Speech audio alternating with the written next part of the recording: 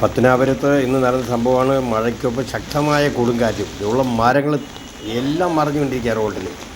ആ നെടുമ്പറമ്പ് ഭാഗത്തൊക്കെ എന്ന് പറഞ്ഞാൽ കണ്ടല്ലോ, ഒരു കാറിൻ്റെ മുകളിൽ അതുപോലെ KSRTC നിർത്തിയിട്ടിരിക്കുകയായിരുന്നു. അതുകൊണ്ട് വലിയ അപകടമുണ്ട്. പക്ഷേ കാറിൻ്റെ ചില്ലുകളൊക്കെ തകർന്നു. ഫയർഫോഴ്സ് യൂണിറ്റൊക്കെ വന്ന് അങ്ങ് വെട്ടി മാറ്റിയാണ്. കറണ്ട് ഈ ഭാഗത്തില്ല, മൊത്തം ഓഫ് ചെയ്തിട്ടില്ല. അപ്പോൾ ഒട്ടനവധി വൈദ്യുത തൂണുകളൊക്കെ തകർന്നു. അതുപോലെ ഈ ഫ്ലക്സ്, റോഡിൽ വെച്ചിട്ട് ഫ്ലക്സൊക്കെ പറന്നു പോയി. ലൈൻ കമ്പിയിൽ വീണൊക്കെ വലിയ നാശനഷ്ടമുണ്ടായി. ഇതൊക്കെ ഇതുകൊണ്ടൊക്കെ പോയി വെട്ടി മാറ്റുന്ന രംഗങ്ങളൊക്കെയാണ് ഇപ്പോൾ ഫയർഫോഴ്സ്. ഈ കാറൊക്കെ ഒരു പരുവായിട്ടുണ്ട്. അതിൻ്റെ ബാക്കിലെ കണ്ണാടിയൊക്കെ പൊട്ടി തകർന്ന് മാറ്റുക.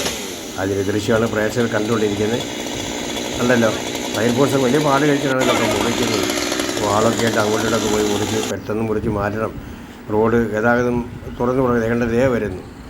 ഇത്രയൊക്കെ കമ്പിയൊക്കെ റോഡിലോട്ട് ഇങ്ങനെ കിടക്കുമ്പോഴാണ് ആ വൈദ്യുതി തൂണിൻ്റെ അടിയിൽ കൊണ്ടത് ആവശ്യപ്പെട്ടൊക്കെയാണ് ഇത് പറയുന്നത്. ഭയങ്കരമായിട്ടുള്ള കാറ്റും മഴയും ശക്തമായി പെയ്ത് ഈ മരം കാറ്റത്ത് വീഴുത് ബസ്സിൻ്റെ മുകളിലും കാറിൻ്റെ മുകളിലുമായിട്ടൊക്കെ വീണ് കേടുപാടുകൾ സംഭവിച്ചു.